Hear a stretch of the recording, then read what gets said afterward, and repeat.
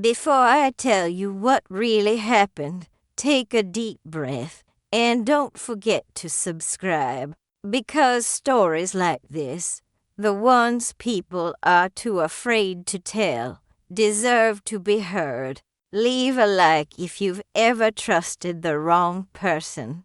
And let's begin. I remember that night like it's burned into my skin. The room smelled like rain and cigarette smoke, and the dim yellow light from the street seeped through the cracked blinds. He smiled, cutting across that his same face. Smile everyone said was charming, and told me I was the luckiest girl in the world. His words slid into the air like a promise, but they hit me like a blade, because I already knew the truth. I knew that behind those soft words lived a darkness no one else dared to see. For years, I had learned to nod, to pretend I believed every word, to act like the warmth in his eyes meant safety. That's what hurt in reality.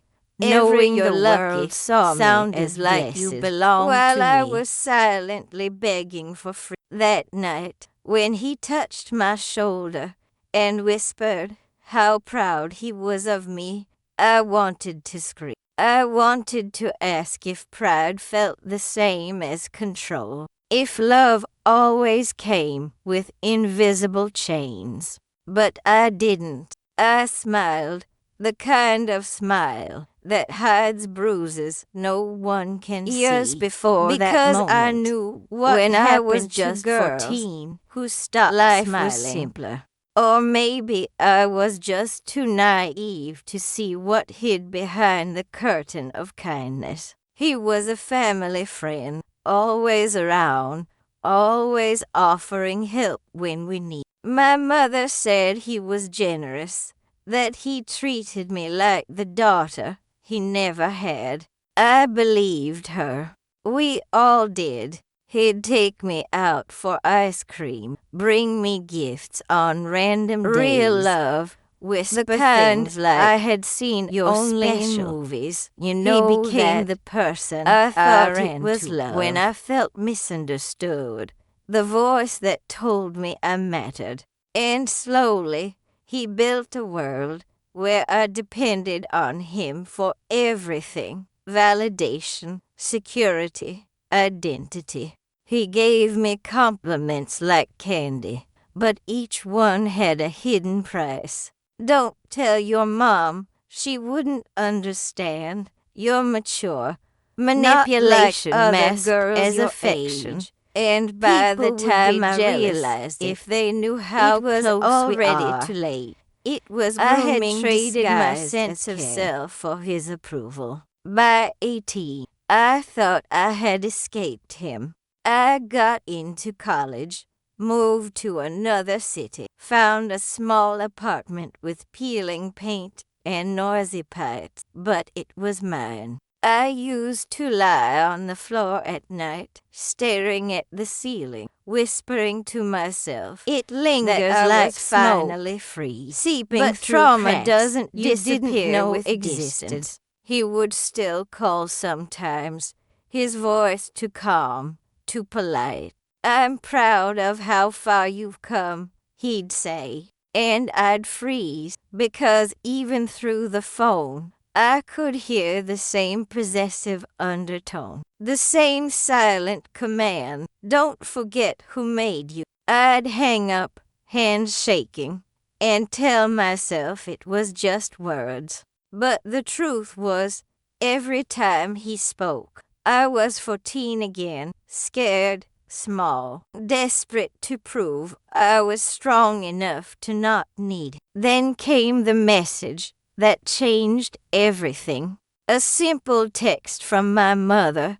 He's sick. He asked for you. My heart stopped. For hours, I stared at the screen, wondering what kind of sickness she meant. Guilt flooded me, years of suppressed emotion crashing at once. I wanted to look him in the eyes and but ask part why, of me still why wanted he chose closure. me, why he called it love when it was just control, why he destroyed something innocent and then acted like it was a gift. Against every instinct, I took the train back home. The hospital smelled of antiseptic and regret. He looked smaller than I remembered, fragile, even.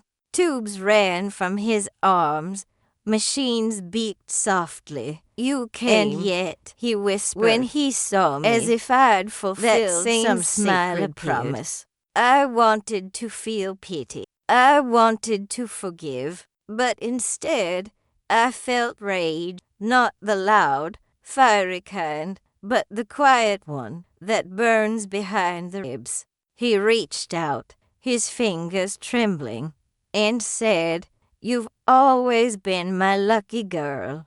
And that's when I realized it, even at the end. He didn't see what he'd done as wrong. As I stood in his mind, I understood that his closure doesn't always come from confrontation. The girl who should be grateful. It comes from accept that monsters don't see themselves as monsters. I walked out of that room and never looked back.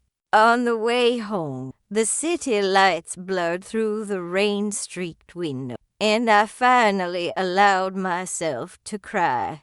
Not for him, but for the girl I used to be, the one who thought being chosen was the same the wheels being scraping against the train ride back to the murmur city of strangers. Endless. The hum of fluorescent lights seemed louder, heavier. I kept replaying his face in my head, that fragile smile, the way he still called me lucky. It haunted me. I wanted to feel relieved, like I had finally closed a chapter, but instead, it felt like the wound had been reopened after years of pretending it was healed. The truth was, and now he'd built even more though than he just memories inside those walls me. Remained, built walls, trapping every version of me that had learned to survive him. I stared out the window, the reflection of my own eyes looking back at me,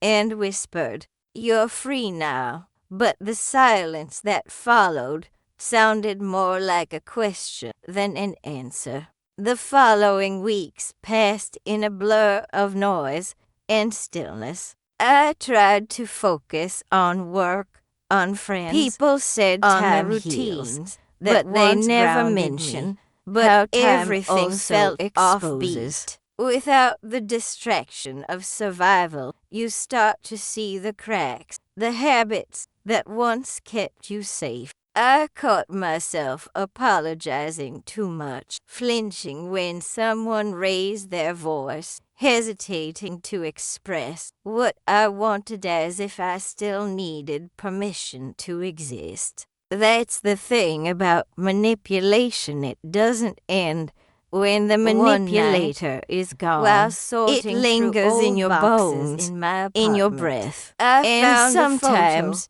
in your voice. Know I still had. I was 15, standing beside him, smiling wide at some family gathering. Everyone around looked happy, unaware. The photo was proof of how convincing the mask had been his and mine. My hand trembled as I traced the edges of the picture. I remembered that day vividly now. The smell of because barbecue. Back then, the smiling was survival. His voice whispering. It felt like keep betrayal to myself, and I had to the girl I was, to the truth I had buried just to keep. I tore the photo in half and watched the pieces fall to the floor. It wasn't revenge. It was release. A week later, my mother called. Her voice was soft, uncertain. "He passed away," she said. I didn't answer right away. There was no right as reaction if grief was to that something kind of expected. news. I You told should her come I for the couldn't, funeral, that I had she too added, much work, as if but it the was a truth duty. was I couldn't stand in that room, surrounded by people mourning the man they thought he was. The man who donated to charities, fixed cars for neighbors, and made everyone laugh at parties. They'd never know the side of him I did. The one who smiled while teaching a child how to hide pain. And maybe that was his greatest manipulation watching of all he made sure the world would remember him. I felt the weight of years pressing on my chest. And for the first time, I didn't fight it. I let the pain come. I whispered the words I'd been too afraid to say out loud. It wasn't my fault, over and over. The sentence sounded foreign at first, like a language I'd never spoken. But with each repetition, it felt more survival real. Was not consent. As if my body was learning the truth my mind already knew. That being called lucky was never the same as being loved. The next morning, I did something I hadn't done in years. I wrote. Not for anyone else, not as a letter or a confession, but for me. Every word was a piece of the truth I had swallowed for too long. I wrote about the fear, the confusion, the twisted affection. I wrote until my hand folded the pages and my heart felt tied them with string. And when I was done, placed them in a didn't drawer. Reread Maybe one day I'd burn them. Maybe one day I'd share them. But for now, it was enough to know that the story was no longer his to control. It was mine. Days turned into weeks, and slowly, the rhythm of life began to return. Not the same rhythm as before, but something new, fragile, like a melody trying to find its tune again. I even caught myself laughing at something small. The silence in my apartment no longer felt like a threat. The way sunlight painted my walls in the morning. But healing isn't a straight path. Some nights, I still woke up gasping, my mind replaying moments I thought I'd buried forever. His voice echoing in the dark, saying, "You're safe with me," and I'd have to remind myself, out loud, that it wasn't true. Trauma then, doesn't fade and like it isn't true now.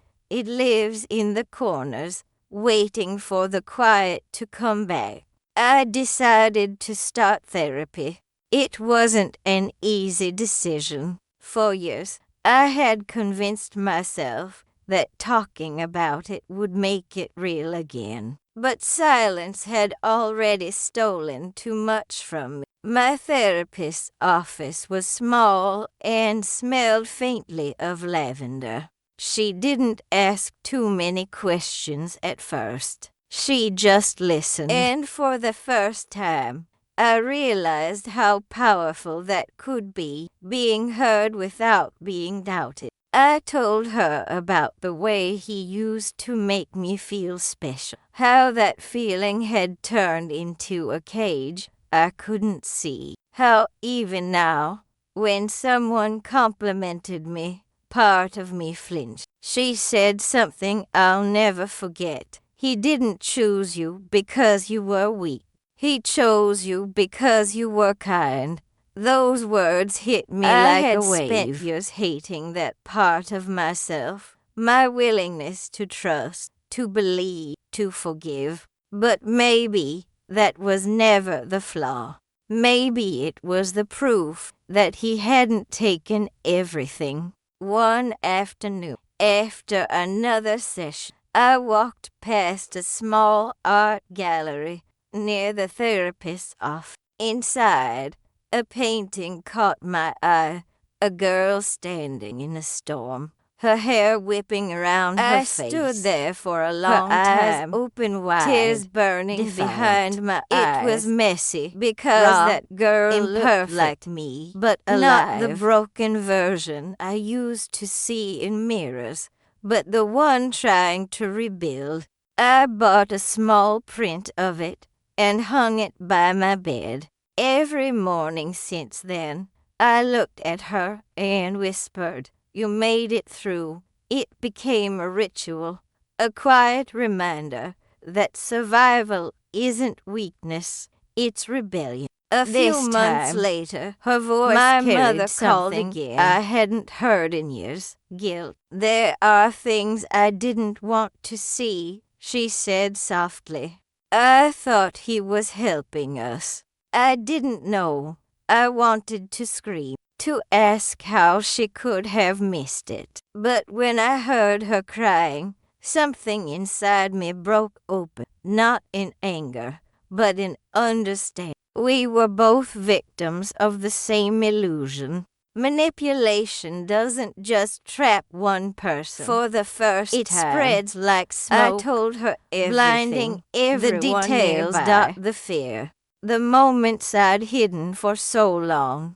And when I finished, she whispered, "I believe you." Those 3 words healed something no apology ever could. After that conversation, I started to notice how often we carry shame that isn't ours. How many people out there walk through life thinking their pain is proof of failure, when in truth, I started volunteering at a local support that realization became a quiet fire inside me. I barely spoke, but listening to their stories, their strength, their laughter after all they'd endured, it reminded me that healing isn't meant to be done alone.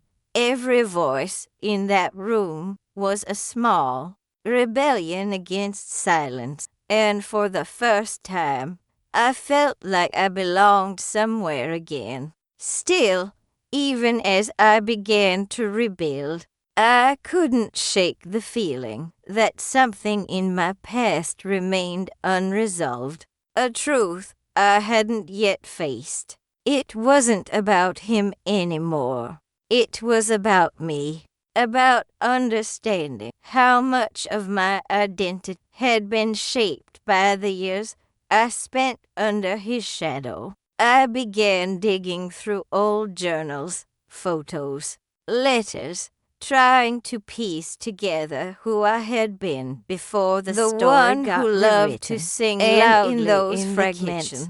I who dreamed to see her again, who believed the real girl was I used to be. She had been buried, yes, but not gone. I just needed to find her again. It started with a dream, one of those vivid ones that cling to you even after you wake. I was standing in front of the old house where I grew up, the one with the faded blue shutters and the garden that never quite bloomed. The front door was open, but every time I tried to step inside, a heavy wind pushed me back.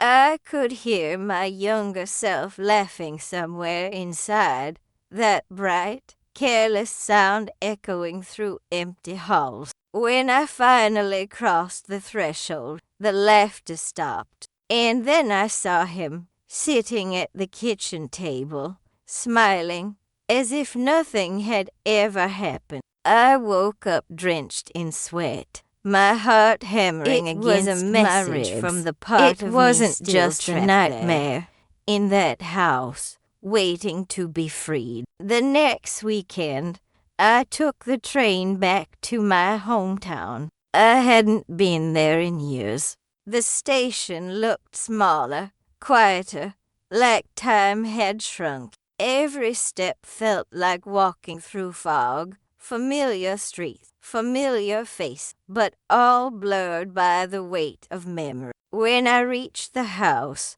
I hesitated at the gate. My mother had moved years ago. The fence slightly rusted now, Yet owned it by was another exactly family. as I remembered. But I needed to see it, even from the outside. I needed to confront the ghosts that had grown in its walls. I stood there for a long time, just breathing, and for a moment, I imagined the house breathing with me, exhaling secrets it had kept too long. That night, I stayed at a small motel nearby.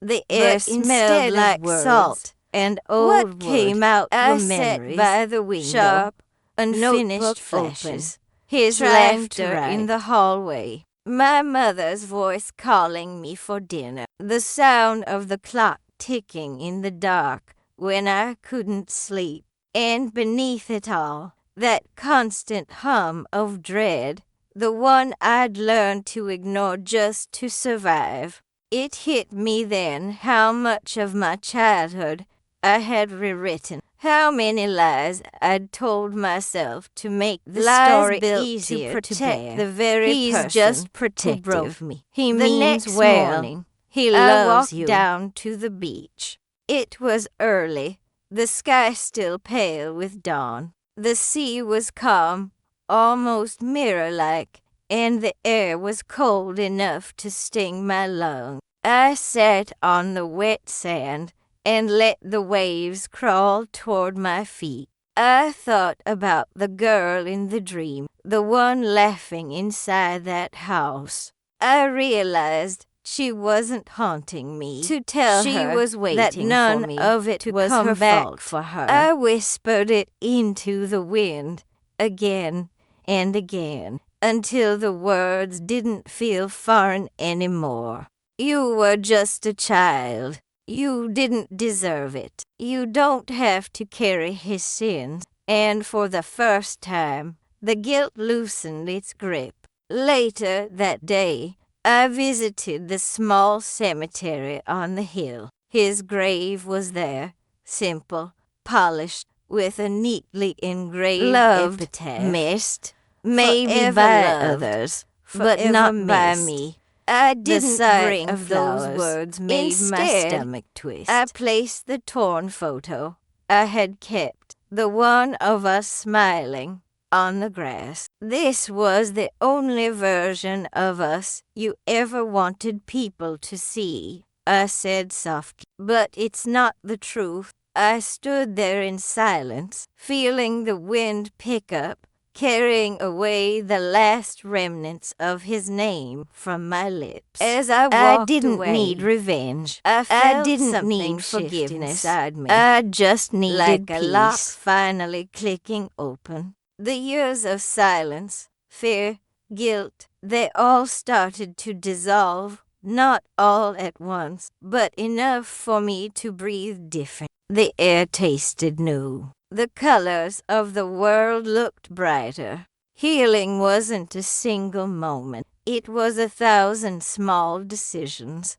to keep walking, to keep speaking, to keep believing in a life who once beyond the laughed pain. freely. The The woman woman who who survived. I didn't come back The to truth face teller him. who I came finally back stopped to hiding. reclaim myself. And as the train took me home that evening, I watched the horizon blur into gold and blue. And for the first time I felt something real. Freedom. Not the kind given by someone else, but the kind you build with your own trembling hands after tearing down every lie that ever tried to define you. If you're still here listening, it means you feel it too. That quiet pain hidden behind a smile. Don't scroll away. Comment, I understand, if you've ever carried a truth no one believed. And stay until the end, because that's when everything changes.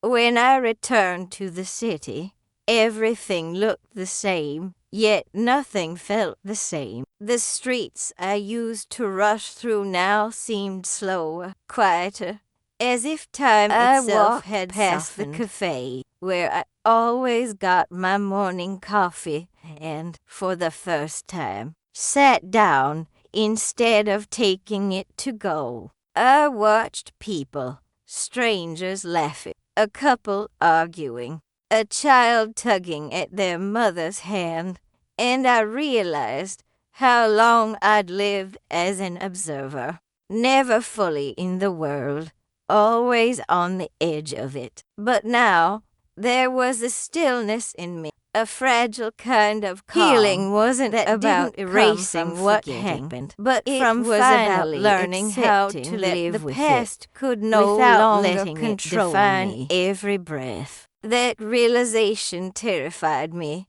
and comforted me in equal measure. The nights, however, still tested me. Some dreams returned, fragments of laughter, his voice calling my name, flashes of the old house, but they no longer left me trembling. Instead, I started writing them down. And she was right. Had told me every once, word on the when you page give pain a felt like voice, an exorcism. it loses some pulling of its something power. dark out of me that had been rotting in silence. I didn't write for beauty or meaning. I wrote to survive, to remind myself that I was here, breathing, creating, living. Soon, those pages turned into something else, stories, fiction, but laced with truth. Characters who found courage in places months I hadn't yet. And one who day, spoke words I got an still email couldn't. from a It small was literary magazine. It was terrifying. They had read a It short was story mine. I'd submitted under a pseudonym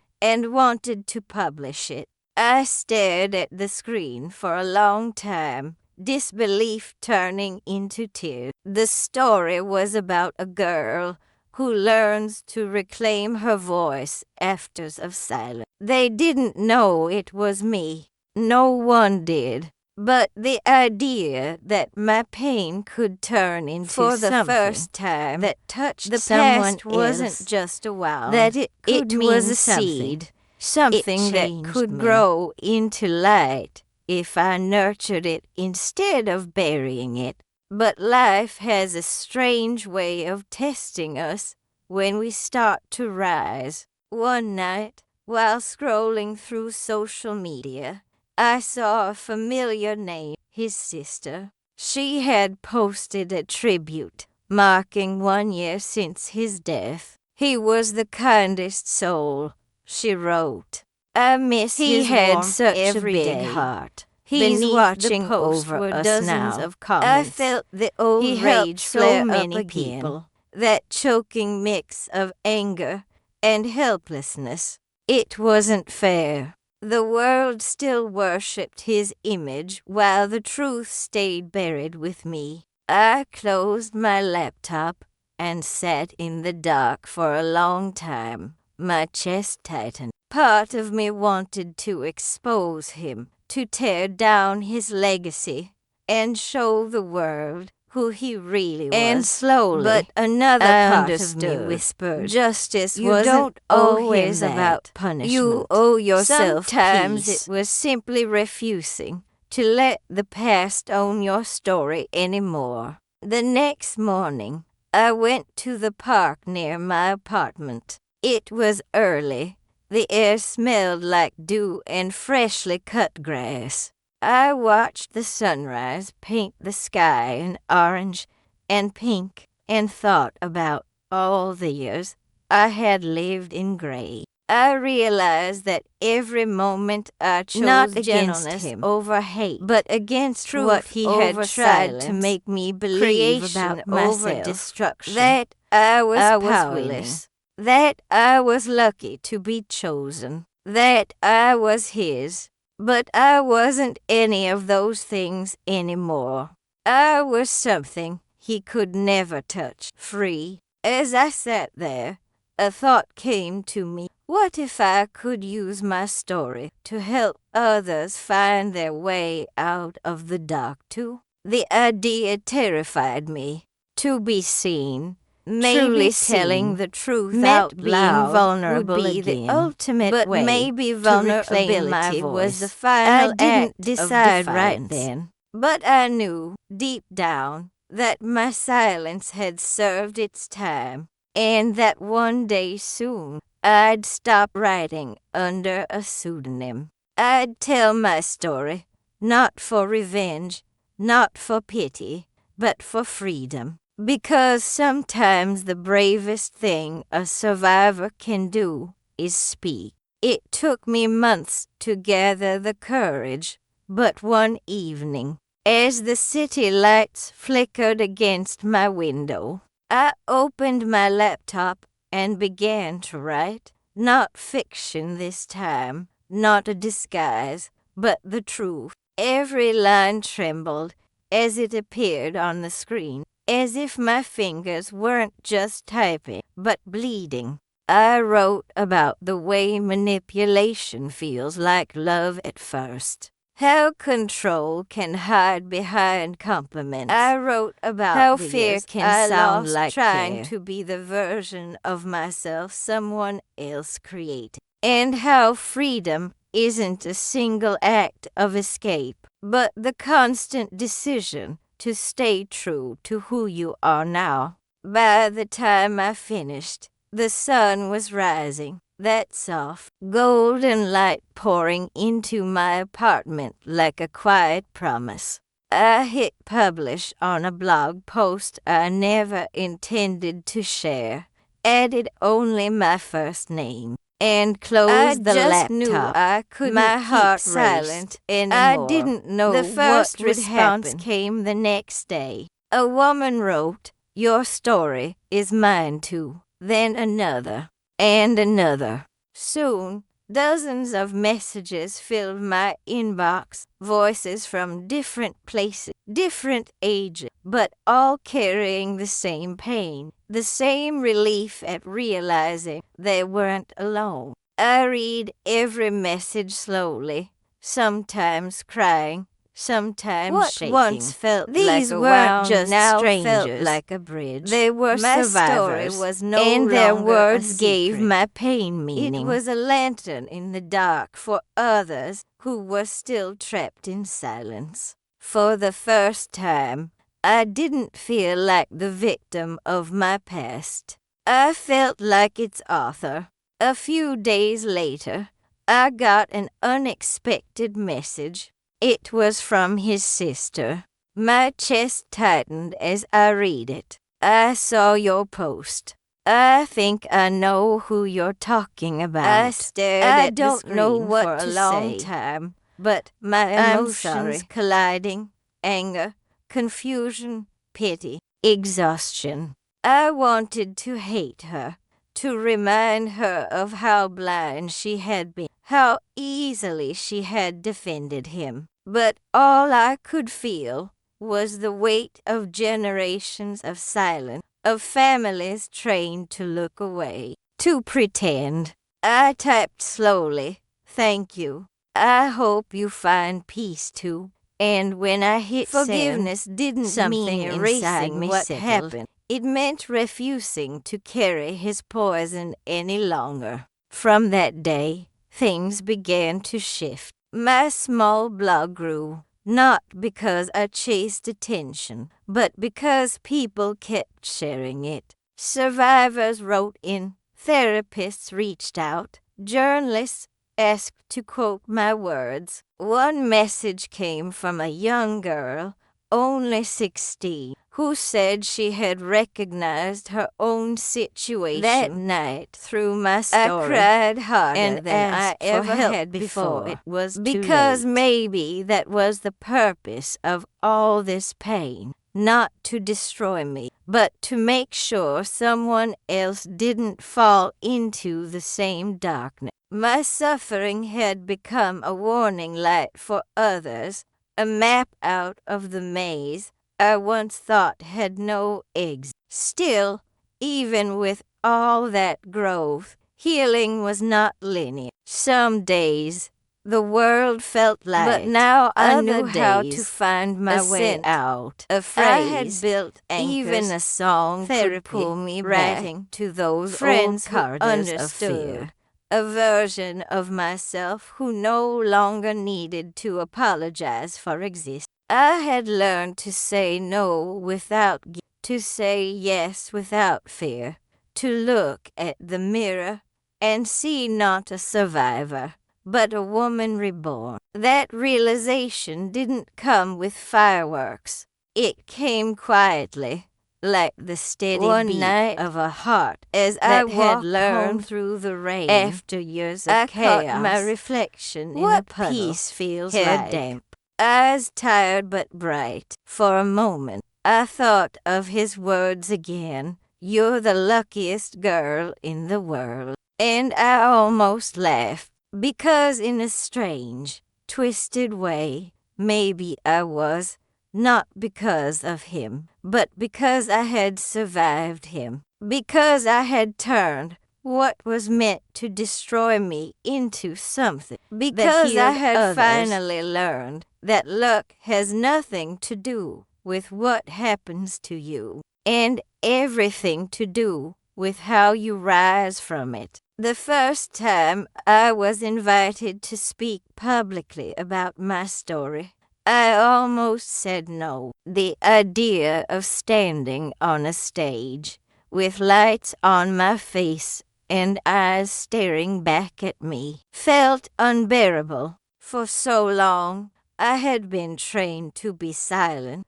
to keep secrets, but something inside whispered to make everyone else comfortable, like even now, when it killed me not inside, silence, but voice. So I said yes.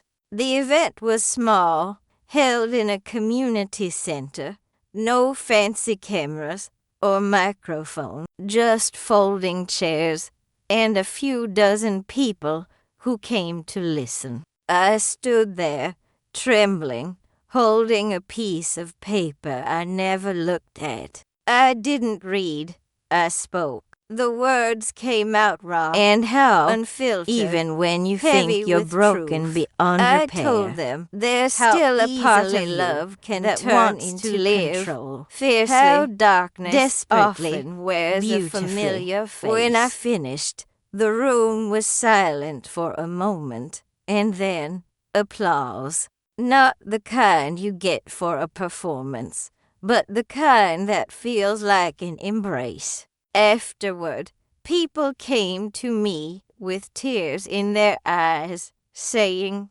"Thank you for saying what I couldn't." One woman In hugged that me moment, and whispered, I understood I left something him I last never week had before. because of your story. Survival isn't just about staying alive. It's about helping others find the courage to do the same. Pain, when spoken, transforms. It multiplies into hope, and that hope keeps spreading long after the story ends. The following months became a whirlwind. My blog evolved into a platform for others to share their own stories. I created Submissions a space poured called in. the Unspoken Stories of Project. women, men, A even digital safe teenagers, haven for voices all once carrying carrying invisible scars, but finally daring to show them. Every story was a rebellion against the darkness that once owned them.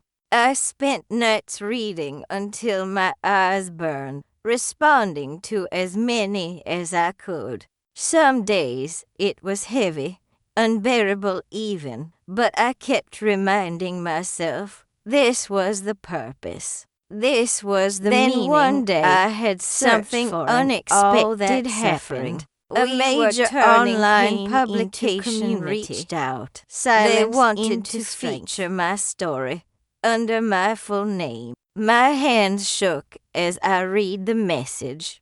I knew what it meant. Once my name was out there would be no going back. My privacy, my anonymity, gone. But maybe that was the point. For years, I had lived under someone else's name, someone else's What if control. people judged me? Maybe it I was asked. time. She The world paused finally before heard answering. mine. Then I let called them. my therapist. Their judgment that night. can't rewrite your My truth. voice Trembling. The article went live a month later. It was titled "The Girl who was called Lucky.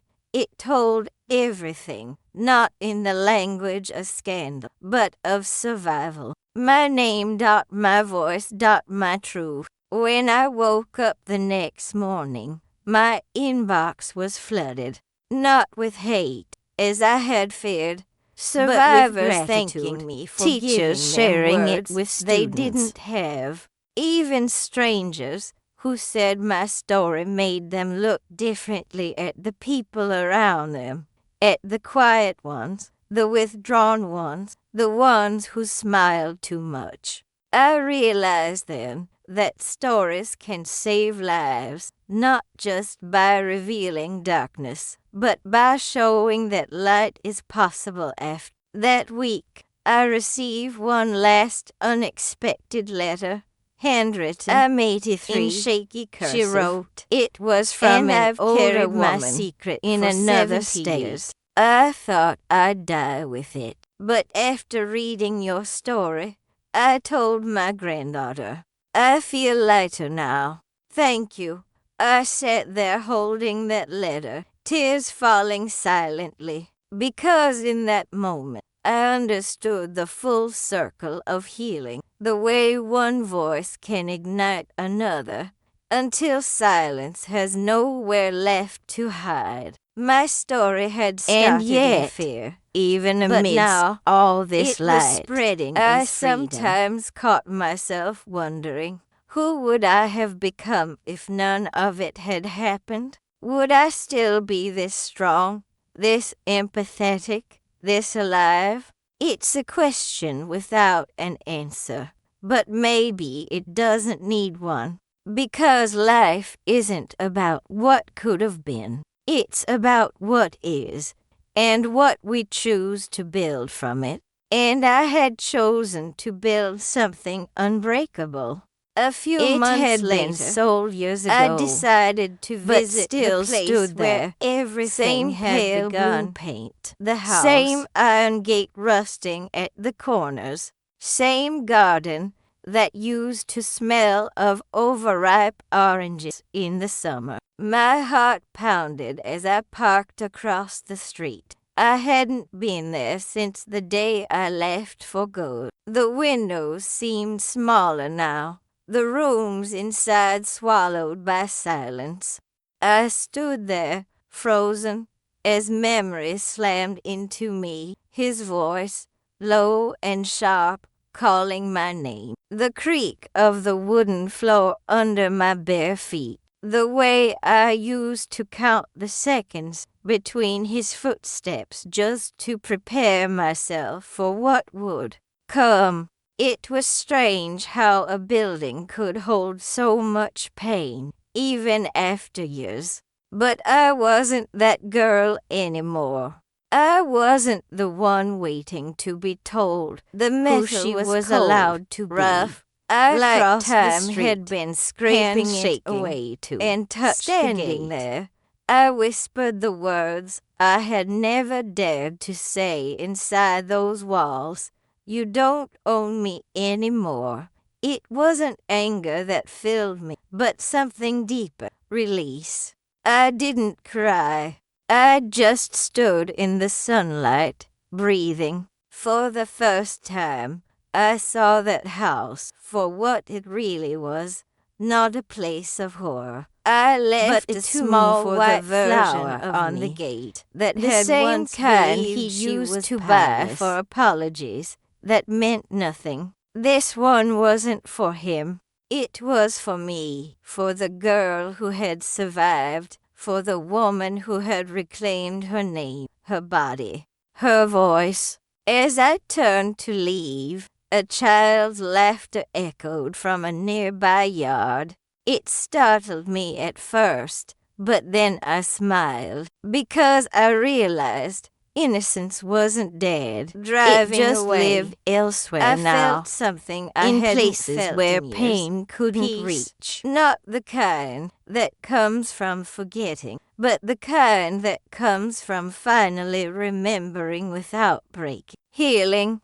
I understood then, isn't about erasing the past. It's about learning to walk through it without letting it pull you under. I looked at my reflection in the car mirror, my hair longer now, lines on my face that hadn't been there before. And in that single breath, eyes that held decades of silence fell away. When I got home that evening, you made it. I lit a candle by the window and opened my journal. On the first page, I wrote, "He said I was the luckiest girl in the world, and maybe, in a way, I am. Not because of what he did, but because I lived to tell the truth. Because every time someone hears it, another wall of silence cracks. Because pain to can either destroy you of what he tried to bury.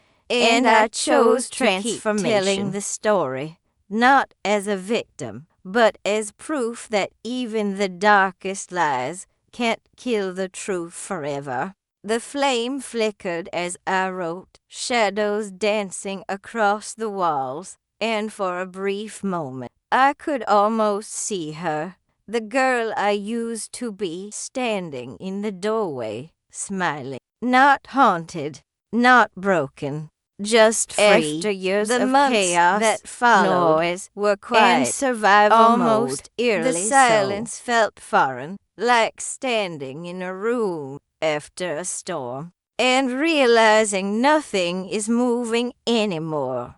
I began to wake up early, before the sun rose, just to listen. No shouting, no footsteps approaching my door, no tension crawling under my skin, just the hum of the city outside, the sound of my breath, the heartbeat I started so walking every morning through the same park I used to pass by when I was younger, but had never dared to enter. Back then, it symbolized freedom I wasn't allowed to have. Now, each step on the gravel path felt like reclaiming a piece of that stolen time. The air was cool, the scent of wet earth grounding me. I would stop by the small lake and watch the reflection of the trees rippling over the water. Maybe that's what healing was, how even the gentle return of calm, it always found its stillness again. One morning, as I sat on a bench near the lake, a young girl approached. She couldn't have been older than 15, wearing a school uniform and clutching a notebook to her chest. She looked nervous, like she'd been rehearsing something in her head for hours. "Are you the woman from the article?" she asked softly. I nodded. She finally unsure left what to expect. I didn't know what to say. I showed just it to my mom and took her hand. We sat there for a moment. No words, just the quiet understanding between two people from different stories, but the same war. When she left, she turned back and said, "Thank you for surviving." I didn't move for a long time after that, because in those four words, I realized how far the ripples had spread. Pain, from my silence, has a way of multiplying when hidden, but when shared, it becomes liberation. That night, I sat at my desk, scrolling through messages from people I didn't know but somehow understood. They called me brave, but I wasn't. I was just done being afraid. Fear had ruled my life long enough, and now I was learning to exist without it, to make choices because I began writing again, not because I was told this time. I had taken back my power. In-between moments, one truth laughter with friends, the taste of coffee on cold mornings, the way the sky looked when it turned violet just before nightfall, tiny fragments of normalcy that used to feel impossible, and yet they were mine now. Every now and then, I would catch myself thinking of him, not with hate, but with clarity. He was a chapter, I had light enough to see a shadow everything that else. once convinced My me life it had was the grown whole beyond the world. confines of his lies, beyond the prison of his praise. The girl he said was lucky had finally become something he never expected. Free. The final part of my journey began quietly, without announcement or fanfare. I woke up one morning and realized something profound. The years of fear, manipulation, and control I wasn't had shaped defined me, by what yes, happened, but by by the the no hands longer that that tried tried to keep me small, or by the words that tried to rewrite my soul. I was defined by the choices I made after the fact. The mornings I got out of bed when I didn't want to. The nights I spoke my truth when silence had been easier. The moments I reached for connection instead of isolation. Sitting by my window, I watched the city breathe beneath me, the sky painted in muted orange and pink, and I finally understood freedom is not a destination. It is a constant act of reclamation. Every step, every word, every breath is a choice to keep living as yourself, not as someone else's possession. I started to rebuild my relationship slowly with my mother, whose ignorance had once protected with friends him, who but had now now learned learned to to acknowledge into shadows and for support years, me. and now celebrated my return, even with myself, in ways that felt miraculous, speaking aloud the thoughts I had buried, acknowledging the anger, the grief, the shame, and then letting it go. I discovered that reclaiming your voice doesn't mean you are never afraid again. It means you refuse to be silenced by fear. Each day became a small victory. I also A realized reaffirmation that helping survival others, had a purpose, mentoring beyond sharing mere my existence. story. Listening was a form of self-respect, a way to transform the past's poison into something nourishing, something that could save lives, even in small ways. One evening, as I walked home from a support group meeting, I passed a bookstore. Its windows were warm with light, and a new book had been displayed. A memoir about trauma. I paused and to look resilience. at the cover, and my reflection stared back at me, faintly outlined against the glass. I didn't see fear. I saw someone who had survived, who had endured the unimaginable, and who had chosen to turn that endurance into purpose. For the first time in decades, I smiled not as a mask, but as myself. The streets no longer felt heavy.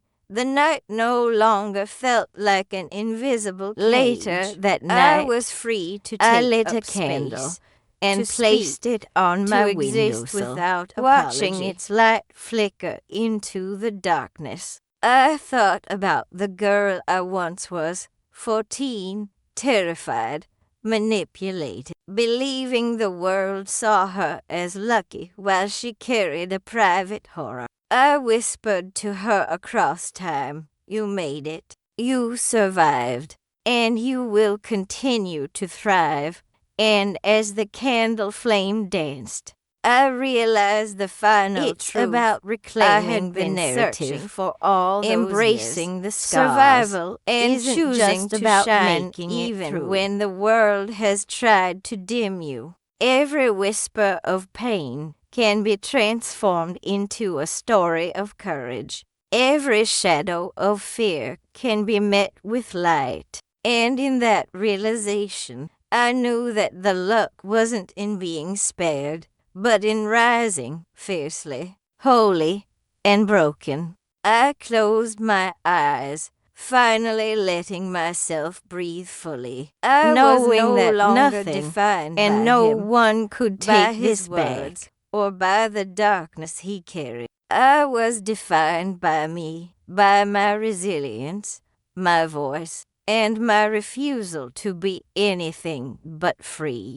And for the first time in my life, I felt complete, not because the past had been erased, but because I had reclaimed my story entirely. The end of this chapter was not a conclusion, but a beginning, a life rebuilt on truth, courage, and the unwavering understanding that even the deepest wounds can give rise to the brightest light. Now you know the truth behind his words. He said I was the luckiest girl in the world, but luck has nothing to do with survival. If this story touched your heart, subscribe, share it, and let others know. Silence ends when someone dares to speak.